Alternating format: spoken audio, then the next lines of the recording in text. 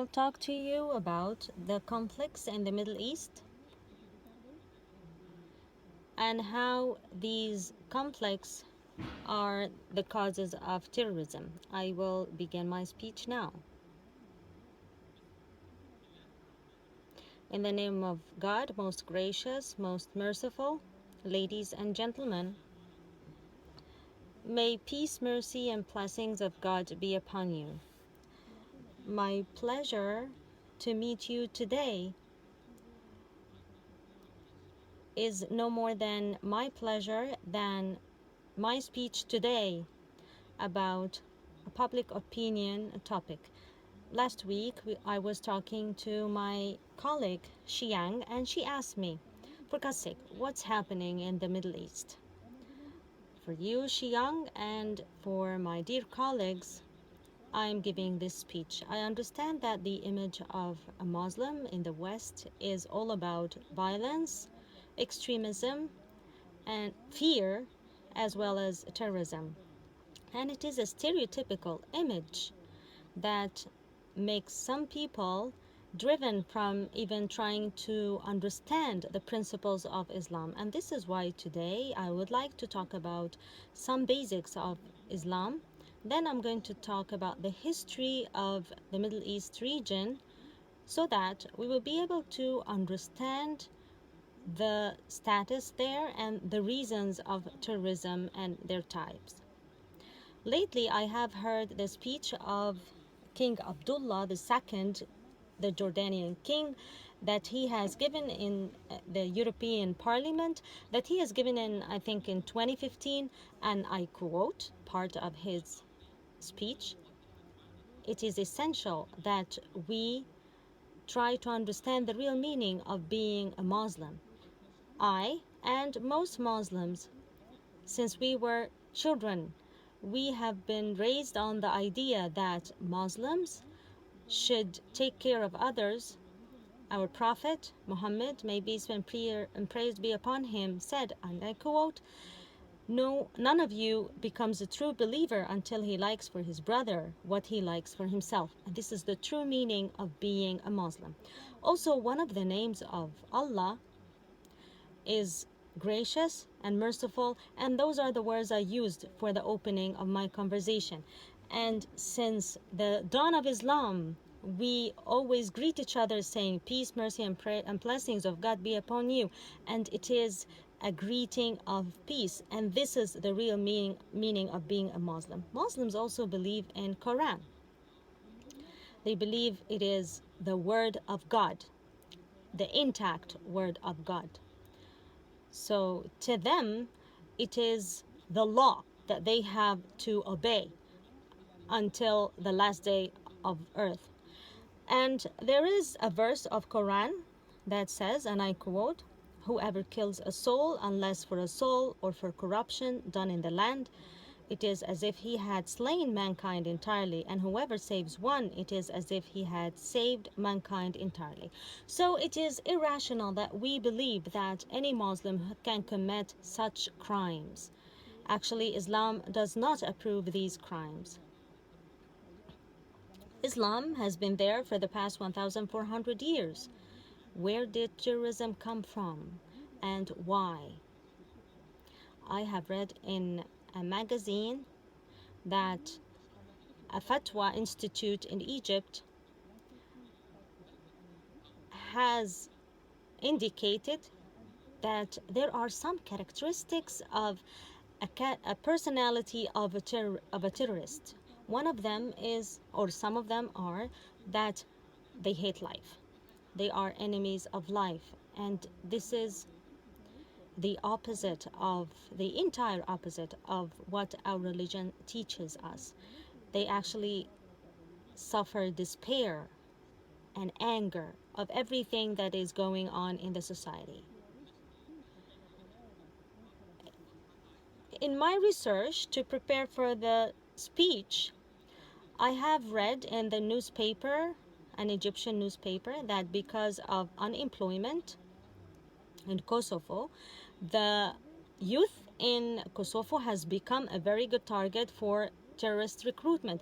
This was an old article, and when I read this article, I told myself, isn't the region in the Middle East and the environment is a really good climate for terrorism?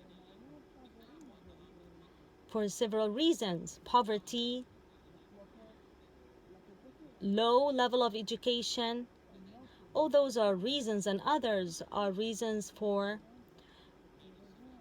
terrorism. We have a high rate of uneducation and unemployment in the Arab world. And I'm going to give you an example. I will talk about Palestine, and I'm talking about Palestine because Palestine is the main reason of the conflict in the Middle East. So the percent of unemployment in Palestine in the 1990s was about 21%, and it became 42 in 2014. So it has become worse, and this is the opposite of what's happening in the Western world. So you know how is the status in the Middle East. There are a lot of social and economic problems. This led to the Arab revolutions that occurred in the Arab world. Do you know how did the Arab Spring start?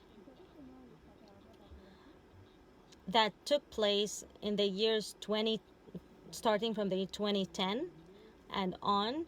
It happened because of the effect of the Tunisian revolution, and it was the first revolution in the Arab world when a Tunisian youth in 2010 burned himself in front of the governance, the city hall of Sidi Bouzid, as a protest of its security measures, because they confiscated his vending car in front of the city hall. The police did not agree to his complaint, and they told him in French, dégage, which means go away. So this word has become the slogan of the Tunisian revolution. So they started to call for the president, dégage, it means leave. And for the past 7 years, protests and demonstrations burst in the Arab world, and some of them are still in the status of war, as in Libya and Syria and Yemen as well. So about 90% of the citizens in the Arab world are Muslims. So the easier way for the terrorist groups to recruit is to recruit Muslims. So, but if we imagine that the citizens, the majority of the citizens were Christians, then they would have recruited Christian. So it has become really easy for the terrorist groups to attract these youth because of the conflicts and problems in the society. And I also agree with what the analysts say, that these groups seem to be Muslims on the surface, but deep inside they're not. And that they are used by other external foreign powers, especially especially US and Israeli powers. And what I'm talking about now is not my own opinion. This is what the political analysts mention, and you can watch this on Jazeera channel, and one of the programs there is called The Lobby. My friends always ask me, why Israel, and what is the conflict between Israel and Palestine? Before answering this question, I will show you the map of the Arab world. It is one unit of about 22 countries. All of them have almost the same characteristics. The same language, Arabic, mostly Muslims, Christians, and less minority of Jewish. As you see, the geographic location of the Arab world is a strategic one. So we can also see the Suez Canal in Egypt that connects 3 continents. Also, we have here the Arab Gulf, and this is an area that is mostly full of oil. And we also have here on the west the Strait of Gibraltar that connects the Arab world to Spain and Europe. So it is a really strategic location. Countries that can be one unit, and they can be united to be even stronger than the European Union. These countries did try to unite, and they had the Arab League. They formed the Arab League in the past, and they were one unit against colonization. And of course, Europe was so worried about this unity that might pose threat to them. And in the past, and I'm talking here about the 1900s and even in the 1800s. In the 1800s, they were colonized by the Turkish, and after that in the 1900s by the Europeans, and they wanted to keep having power in these countries. So what was the way to keep this power after the colonization ended? It was by having a country, forming a country like Israel. And how was the country of Israel established? I don't know if you heard about that. I'm talking about Balfour Declaration. It was in 1917. So it's been about more than 100 years now. That was a turning point in the history of the Middle East. It led to displacement of millions of Palestinians and caused a conflict that still continues up until this moment. As you see, Balfour Declaration is a message, no more than 100 words, that was sent by Balfour to the Lord Leonard Rothschild, in which he stated that his country supports the establishment of Israel as a country. At that time, Palestine was occupied by Turkey.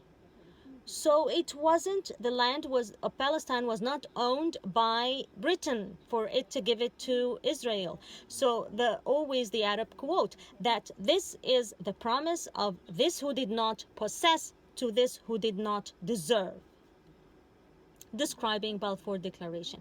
And this is a map of 1917, the green color. It is those are the countries under the control of Turkey. And you can see that Britain colonized some countries here. One of them was Egypt and Sudan.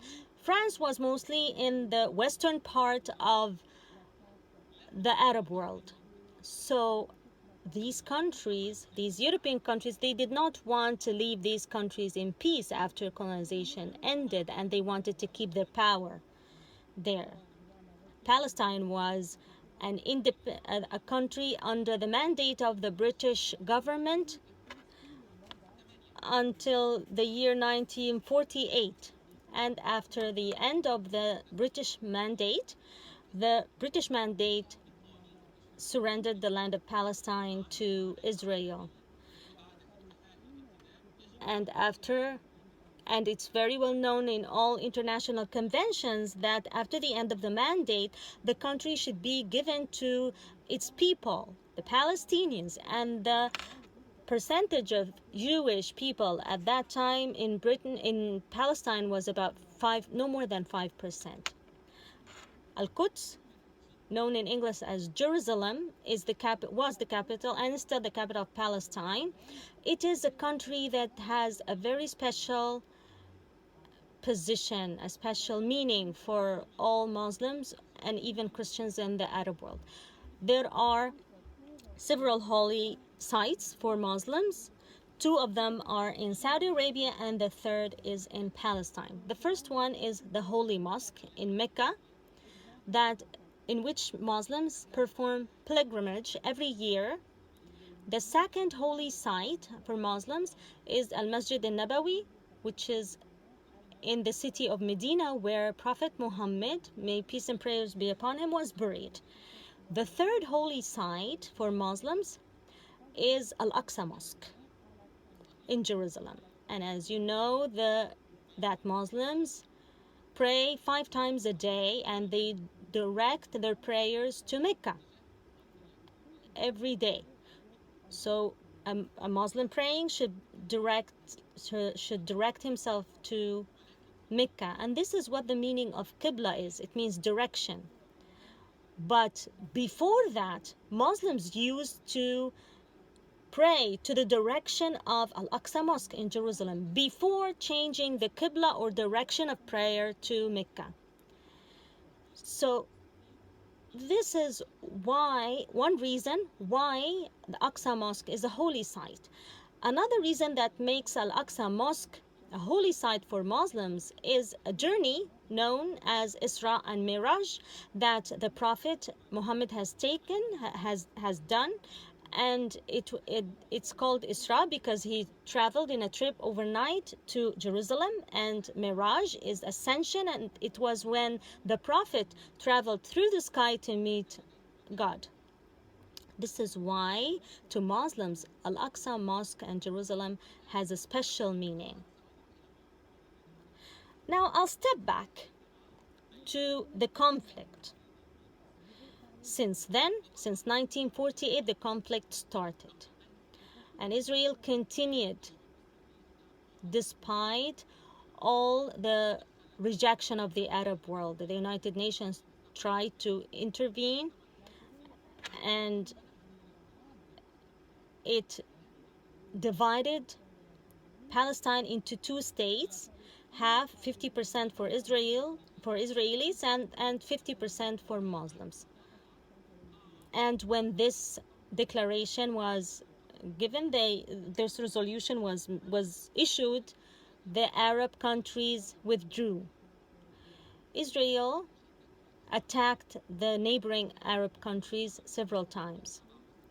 The first one was in 1967, and the purpose was to expand its territories. The 1967 war continued for 6 days, and it defeated the Arab countries. It led to the expansion of the territory of Israel and occupying more territories. So Israel occupied all